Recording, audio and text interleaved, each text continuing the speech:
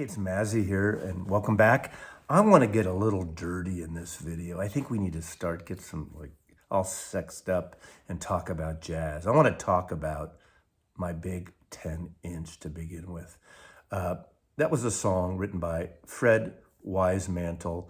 It was a hit in 1952 for Bull Moose Jackson on the King label. A great R&B track. Of course, the whole double entendre thing of my big 10-inch. We're going to talk about 10 inches box sets, 10-inch box sets. By the way, Aerosmith covered that song on Toys in the Attic in 1975 as well, that whole retro thing. And of course, I mean, do I have to spell it out to you?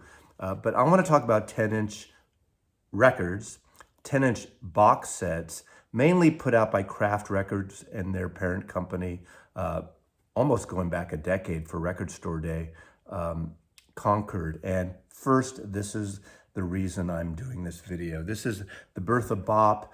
This is a wonderful box set, 10-inch box set of kind of a great overview of bebop. And bebop, this form of jazz, obviously, that came out after the big band era of the 1930s into the 1940s. Of course, during 1942 to 1944, 45, there was a moratorium that the musician unions put on record making and record production because of the war. And right after that, really bebop exploded. And I'll get to this box set at the end of this video.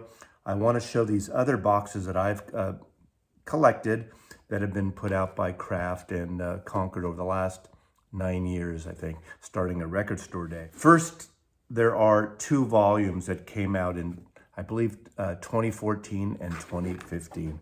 And this is Miles Davis, the Prestige 10-inch LP collection.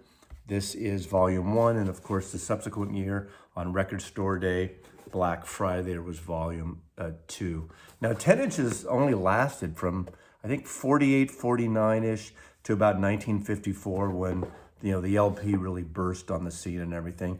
And the 10 inches were really mostly, jazz and blues and some rock and roll, early rock and roll, more R&B, just prior to the whole rock explosion. And LPs took that over, and of course, 45 singles for the youngsters. But you could get, instead of 78s, most people had 78 players, and nobody had, record players to play this.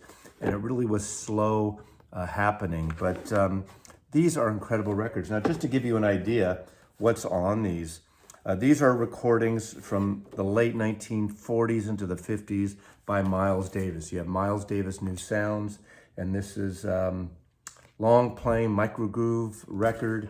You have Prestige, the modern jazz trumpets. This is Fats Navarro's comp. Dizzy Gillespie plays on here, Miles Davis plays on here. Dizzy Gillespie is a really important part of the bebop thing, as well as of the birth of bebop. You got Miles Davis play compositions of Al Cohn, of course, Sonny Truitt, Zoot Sims, John Lewis, Kenny Clarke, and Leonard Gaskin. Not really elaborate covers, 2-tone covers, 2 colors, not 4-color, or rich black and white, almost like really kind of low-tech, inexpensive covers to produce. You got the Blue Period with Blue Room, Bluing, and Out of the Blue, literally Blue by Miles Davis on Prestige. And of course, this is probably the most creative and elaborate on this particular set. This is the Miles Davis Quartet, Prestige 161 with John Lewis. Of course, John Lewis later would become a member of the Modern Jazz Quartet. Horace Silver, Percy Faith, Max Roach, and Art Blakey. Then volume 2, again, these lovely slipcase packages, 10-inch. Yes, you gotta flip them every 3, but if you're in a 45 RPM audiophile, you gotta flip them anyway. There's an oversheet, note sheet about the tracks. Miles Davis All-Stars. Miles Davis All-Stars Volume 1. Again, we're getting a little more elaborate with multi-image photography. Miles Davis Quintet, really great black and white graphics on this one. And we have here with Sonny Rollins, Horace Silver, Percy Faith, and Kenny Clarke. And of course, here we go here with the All-Stars Volume 2. And interesting, the original price of these, which was actually, when you think about it, quite expensive for the time, $3.95. I mean, you know, in the 1960s, records were like $2.98 to $3.98 LPs. So that seems to me somewhat pricey at the time. Next, I want to get into one of my very favorites. This is Charlie Parker. Now, we're going out of order a little bit here because this is the Mercury and Clef 10-inch. Again, Charlie Parker is my all-time favorite jazz musician, pretty much the creator of bebop. And we get into that bebop thing, one of the creators. So obviously, there was a group of musicians who are really pioneers in bebop: Dizzy Gillespie, Charlie Parker, John Lewis. But this is records that he, you know, would be produced by Norman Granz, who was doing a series of concerts, jazz at the Philharmonic in New York. Norman Granz starts Savoy Records after this, mainly to sign an artist that he managed, and that was Ella Fitzgerald. But you get into these beautiful, beautiful David Stone Martin illustrations.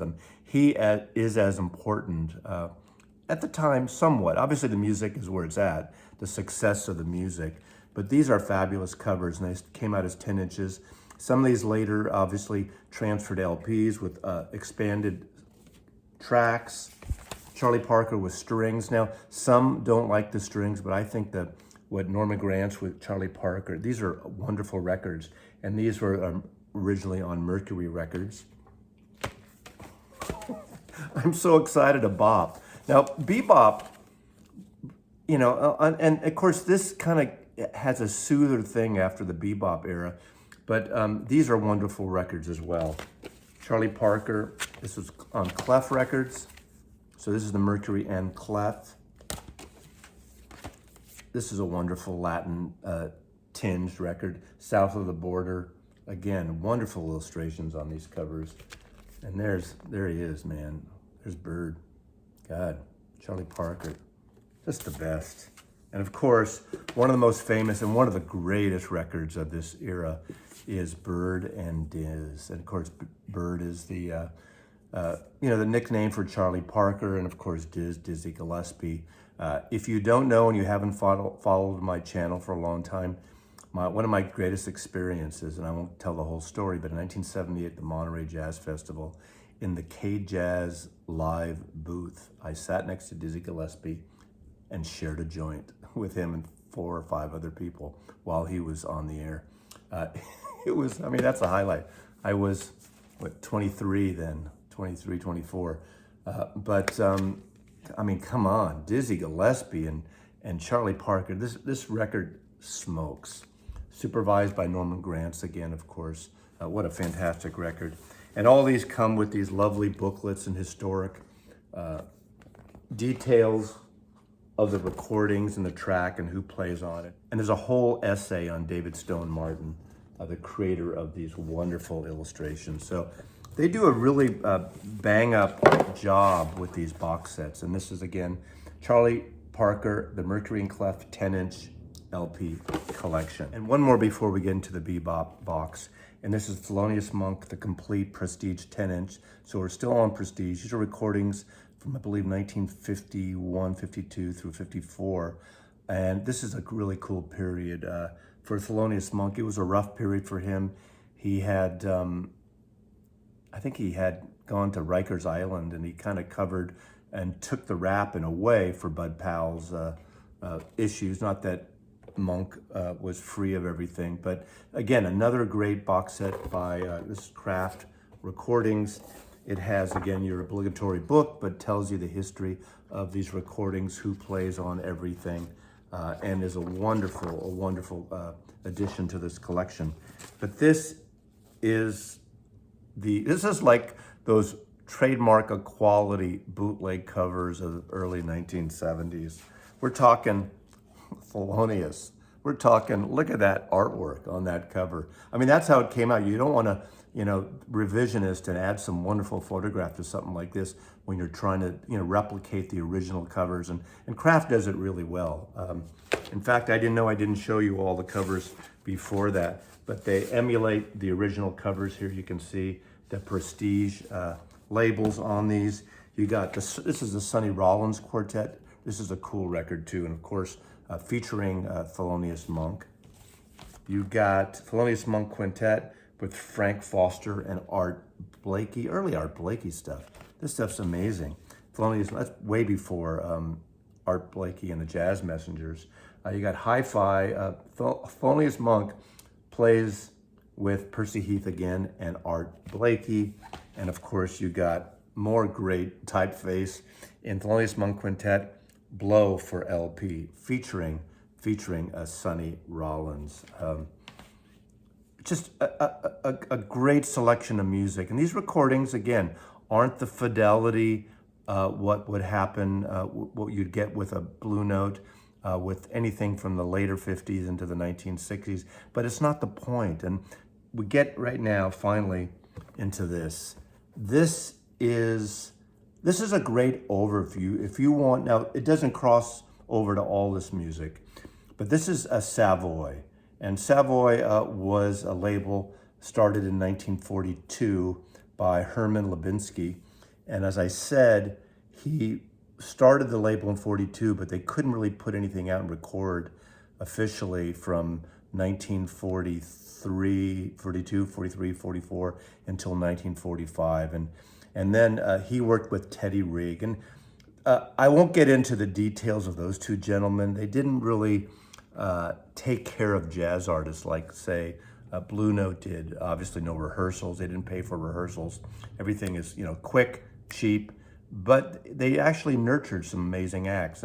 And Teddy Rigg was this A&R producer, larger than life, literally.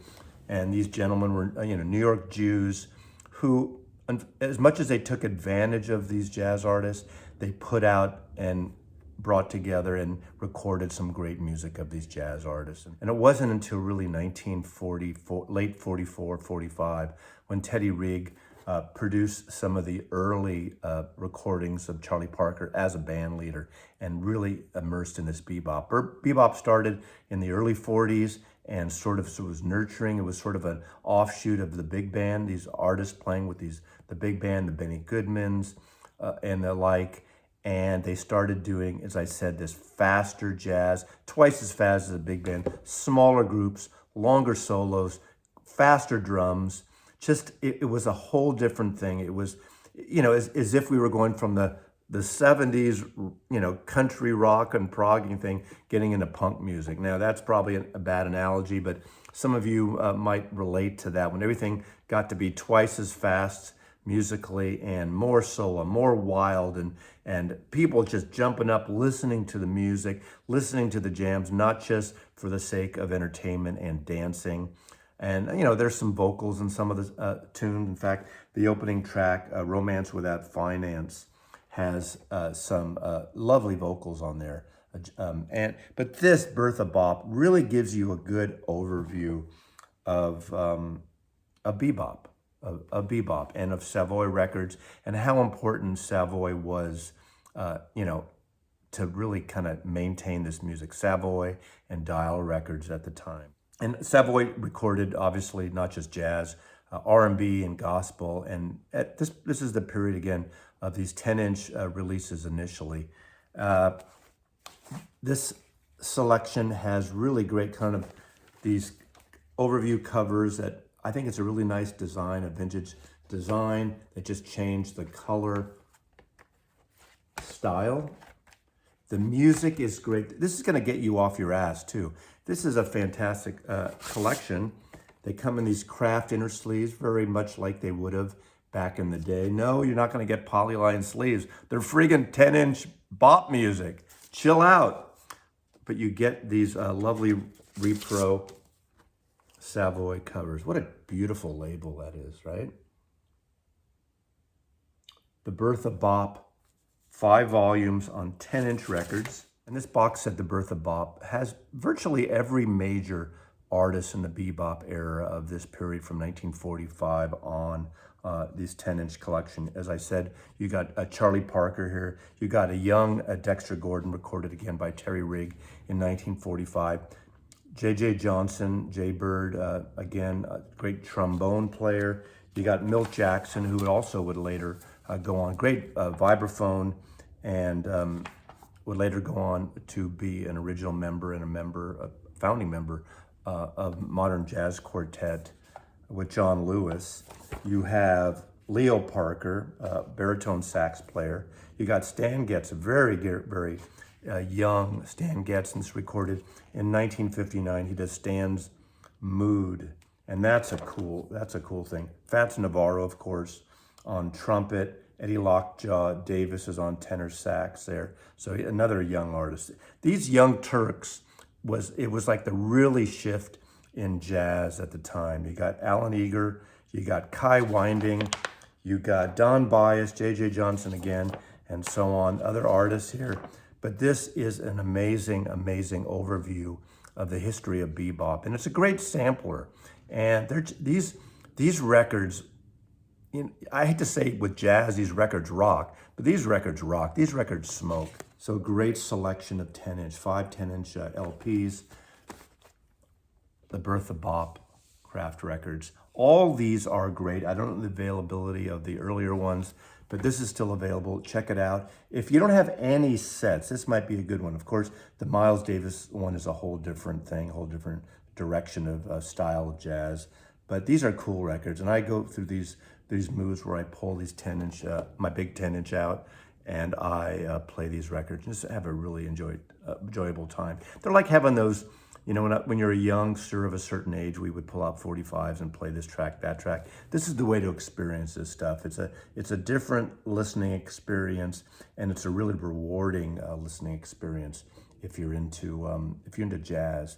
And if you don't have any bebop, this might be a good place to start. So thanks for watching, and we'll talk to you next time. Mazzy loves you. Bop bop is bop do bop, yeah.